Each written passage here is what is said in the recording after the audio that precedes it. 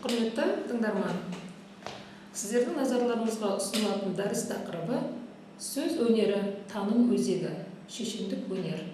Дәріс барысында келесі мақсаттар көзделеді: сөз құдіреті, шешендік өнер жайлы түсінік беру, сөйлеу шеберлігін, тіл мәдениетін дамыту, ұлтымыздың асыл мұраларын дәріптейтін жеке тұлғаны дамытып, шешен сөйлей білуге тәрбиелеу. Осы мақсаттардан өрбитін міндет: функционалды сауатты, сөйлеу әдебін меңгерген, ойы терең, рухани дүниетанымы бай тұлға қалыптастыру. Дәріс келесі жоспарға сай баяндалады. Сөз құдіреті жайлы түсінік, Ахмет Байтұрсынұлының шешендік өнер жайындағы зерттеуі, қазіргі шешендік сөздің түрлері, сөздің коммуникативтік сапалары, қорытынды және пайдаланылған әдебиеттер тізімі. Сөз өнері, таным өзегі. Сөйлей білу, коммуникативтік қызмет атқарумен қатар, адамның ішкі өмірінің рухани байлығын жарыққа шығаратын да құрал. Ол адамның ой өрісінің, мәдени дәрежесінің, ақыл парасатының көрсеткіші. Шешендік қазақ халқының көнеден келе жатқан дәстүрлі тіл өнері. Шешендік өнеріне ерте заманнан ақ үлкен мән берілген. Қазақтың шешендік сөздерін өзге жұрттың атақты адамдары, ғалымдары жоғары бағалаған. Солардан тек бір ғана мысал келтіретін болса, 19 ғасырдағы фольклортанушы ғалым Радлов былай деген екен: қазақтар мүдірмей, кідірмей, ерекше екпінмен сөйлейді, ойын дәл, айқын ұғындырады. Ауызекі сөйлеп отырғанның өзінде сөйлеген сөздер ұйқаспен, ырғақпен келетіндігі соншалық, бейне бір өлең екен деп таң қаласың деп, қазақтардың сөз тапқырлығы мен шешендігі өзіне ерекше әсер еткенін жазған болатын. Шешендік өнер көптеген халықтардың мәдени, рухани, өмір тіршілігіндегі өнердің бір түрі. Біздің дәуірімізге дейін 3 ғасыр Рим мен Грек елдерінде эллиндік дәуір деп аталып, әдеби, мәдени құндылықтардың алмасуымен сипатталады. Бұл сипат шешендік өнерге де тікелей байланысты. Бейнелі сөз, шешендік сын, шешендік өсиет, шешендік нақыл, шешендік дау, шешендік толғау, осылардың әрқайсысының әсерлі өңі, сұлулығы, татымдығы, дуалылығы, зерделілігі адамның ой жүйесіне, жан дүниесіне, сезіміне қозғау салады. Шешендік сөздер ағып тұрған поэзия, тұнып тұрған философия. Әр шешендік сөздің өзіне тән терең мағынасы, астарлы жүктемесі бар. Халық мақалында аяқ еттен өтеді, сөз сүйектен өтеді. Бас кеспек болса да тіл кеспек жоқ. Аталы сөзге арсыз ғана тоқтамас деп, сөзді айтушыға да, оны тыңдаушыға да биік талап қойған. Демек, шешеннің ең негізгі құралы, ең негізгі қаруы сөз. Сөз туралы бөлтірік шешен: сөзден тәтті нәрсе жоқ, сөзден ащы нәрсе жоқ. Сөзіңді тіліңе билетпе, ақылыңа билет. Ақылыңды, сөзіңді ақылсызға қор етпе, ақылдыға айт. Кімге, қай жерде, қай кезде, қалай сөйлейтініңді біл деп толғайды. Ал осы шешендік өнердің қиындығы туралы Бұхар Жырау бабамыз: көш бастау қиын емес, қонатын жерде су бар. Қол бастау қиын емес, шабатын жерде жау бар. Шаршы топта сөз бастау қиын, шешімін таппас дау бар деп толғаған.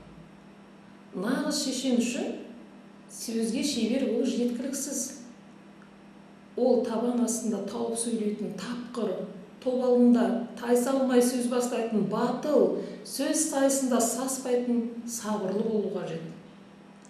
Шешендік сөздер жайын зерттеуші ғалымдар еңбектерінде қазақтың шешендік өнері сонау 12-13 ғасырларда Аяз би мен Майқы биден бастау алғандығы айтылады. Әр дәуірдің атақты шешендері, маңызды шешен сөздері тарих беттерінен орын алған. Әсіресе қазақтың атақты 3 биін ерекше атап өтуге болады.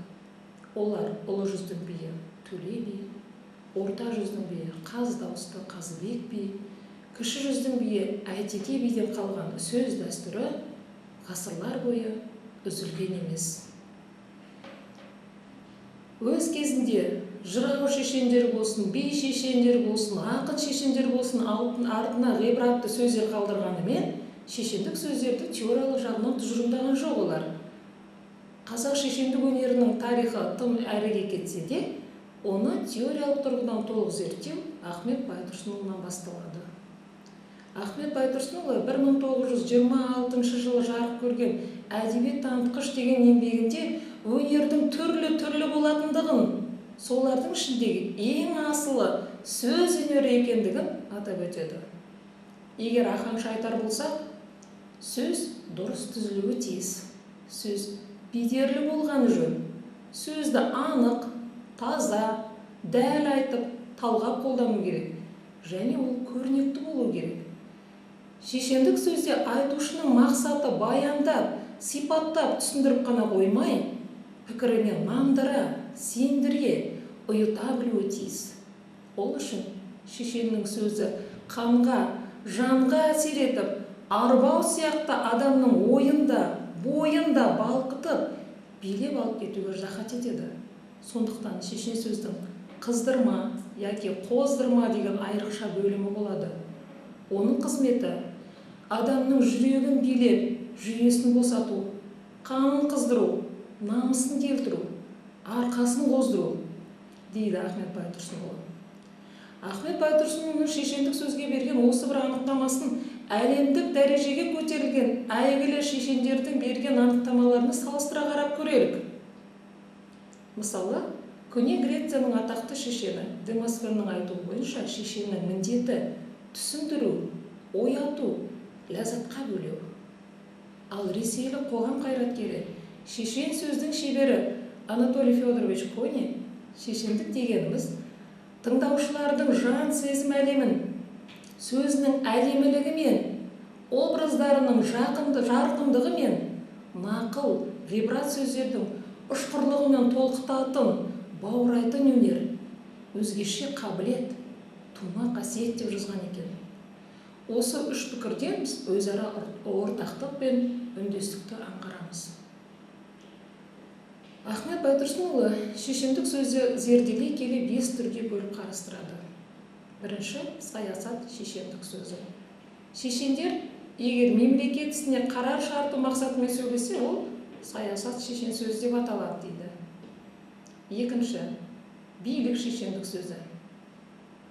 Шешендер сотта айыпкер адамды ақтау, қаралау мақсатымен сөйлеп, сот билігіне әсер ету үшін айтқан сөздері билік шешен сөзі. Егер біреудің халық алдында еткен еңбегін, өткізген қызметін айтып, қошеметтеп сөйлеген шешеннің сөзі, ол қошемет шешен сөзі.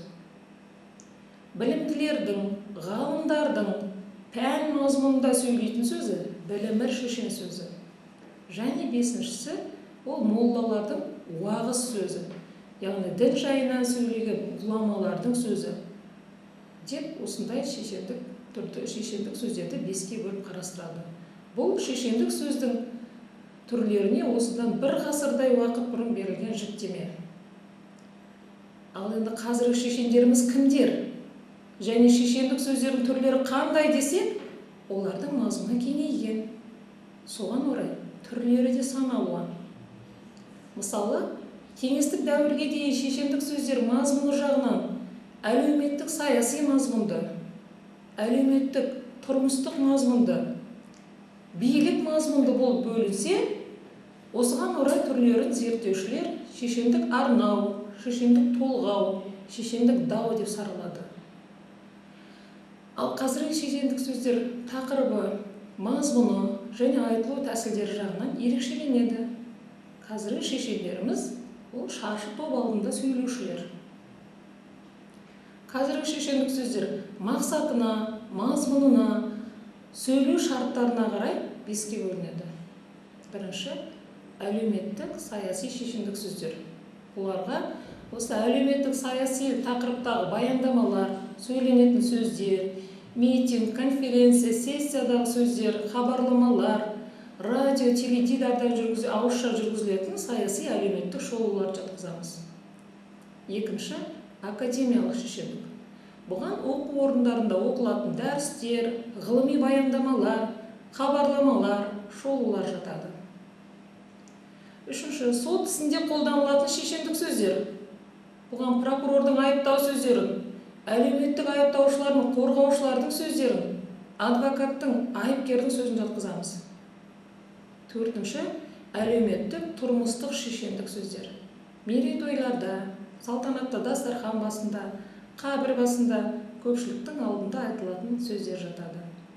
Және бесіншісі, діни қызметте қолданылатын шешендік сөздер, яғни имамдардың уағыз айту сөздері. Міне осындай 5 топқа жататын шешендік сөздердің әрқайсысының сөйлеу стилі, тілдік амалдарды қолдану шеңбері түрліше. Жалпы шешендік сөз мынадай талаптарға жауап беруі тиіс. Белгілі бір әлеуметтік мәні бар тақырыпты қозғайтын және шаршы топ алдында айтылатын сөз болуы тиіс. Екіншіден, ол дәлелді, яғни белгілі бір дәйектемелерге сүйенген, тыңдаушыларға әуелі түсіндіріп, сосын ойландырып, ақырында белгілі бір харекетке ұмтылдыру керек. Тыңдаушылардың құлақ құрышын қандыратын, баурап алатын эстетикалық қасиеті болуы тиіс. Қазіргі таңда шешендік сөздің қажеттігі ауызша сөйлеудің аясы кеңейген сайын арта түсуде. Шешендік өнердің қолданылатын өрісі кеңіді. Ол қазір қоғамның саяси әлеуметтік өмірінің барлық саласына өте қажет. Бұрынғы би шешендердің сөздері мен қазіргі шешендердің сөздері жақындастыратын мынандай факторларды атап өтуге болады. Сөздің көркем, әсерлі болуы, көркемдеу тәсілдерінің ортақтығы, әлеуметтік мүддені қорғауы және тыңдаушыға психологиялық тұрғыдан әсер етуі. Шешендік сөздердің коммуникативтік сапасы зор болуы тиіс. Сөздің коммуникативтік сапасына біз сөз дәлдігі, сөз байлығы, сөз тазалығы, сөз әсерлігі сияқты сапалар жатқызамыз. Енді осылардың әрқайсына қысқаша тоқталып өтсек. Сөз байлығы дегеніміз, айтайын деген ойымызды әртүрлі тілдік тәсілдер арқылы түрлендіріп, көркем де мәнерлі бере білу. Кез келген тіл бай деп есептеледі. Бірақ жекелеген адамның сөз байлығы сол тілдің жалпы байлығымен өлшенбейді. Адамның өзінің тілді қаншалықты қолдана алуымен, сөздік қорымен, тілдік тәсілдерді жұмсай білу шеберлігімен бағаланады. Әдеби тілде бейнормалық элементтердің болмауын талап ететін сөздің коммуникативтік сапасының бірі тіл тазалығы. Тіл тазалығына нұсқан келтіретін бейнормалық элементтерден аулақ болуымыз керек. Олар паразит сөздер, қарапайым сөздер, варваризмдер, жаргондар, диалект сөздер. Ондай сөздер ауызекі сөйлеу тілінде ешқандай мағыналық қызмет атқармайды. Қайталанып қолданыла бергендіктен тілді шұбарлап, ойдың берекесін кетіреді. Мысалы, көп адамдар ауызекі сөйлеу барысында жаңағы, және, яғни, былайша айтқанда, сосын деген сияқты қолданыстарды еш мақсатсыз айтайын деген ойына қатыссыз қайталап айта береді. Және оны өздері аңғармайды. Бұндай сөздерді жиі қолдану сөйлеушінің сөз мәдениетінің төмен екендігін байқатады. Қазір әлемдік ғаламтор жүйесінде әлеуметтік желілерді пайдаланбайтын адам жоқтың қасы. Осы желілердегі ауызша және жазбаша хабарламаларға көз салсаңыз, сауатсыздықтың небір түрін көруге болады. Мұндай сауатсыздық осы қарқында жалғаса берсе, бұл біздің ұрпаққа төніп тұрған қауіп деуге болады. Коммуникативтік сапаның келесісі сөз дәлдігі. Бұл сөйлеушінің сөз қолдану шеберлігі. Сөз дәлдігі дегеніміз қолданудағы сөздің, сөз тіркесінің айтайын деген ойды дәл беруі. Сөз дәлдігі адамның ойлау мәдениетімен, ойын жеткізе білу мәдениетімен, сөзді дұрыс түсіну мәдениетімен, тіл байлығын, тілдік амал тәсілдерді орынды пайдалана білу, қарым-қатынас жасай білу этикалық мәдениетімен тікелей байланысты. Келесі коммуникативтік сапа сөз мәнерлілігі. Сөз мәнерлілігі сөздің тыңдаушы сезіміне әсер ететіндей, эстетикалық талғамын қалыптастыратындай мәнерлі де әсерлі болуын талап етеді. Ол үшін сөйлеуші паралингвистикалық факторларды орынды пайдалана алуы, тілдің көркемдеуші тәсілдері мақсатына сай жұмсай білуі, сөзді стильдік бояуына қарай бір-бірінен ажыратып қолдана білуі тиіс. Сөзімізді қорытындылайтын болсақ, қазіргі таңда жалпы сөз сөйлеуді шебер меңгеруді қажет етпейтін мамандық жоқ. Сауатты да шеше сөйлей білу дағдысы адами жағымды қарым-қатынас орнатуға мүмкіндік жасайды. Шешендік сөз бүгінгі ұлттық сөйлеу тілі мәдениетінің жоғары формасы ретінде танылуда. Қазіргі таңда зиялы адамның сүреңсіз де сөйлеуі қоғамда өте ыңғайсыз көрінеді. Өз заманында Аристотель күллі адам баласы белгілі дәрежеде шешендік тану ілімін меңгеруі тиіс деп көрсеткен екен.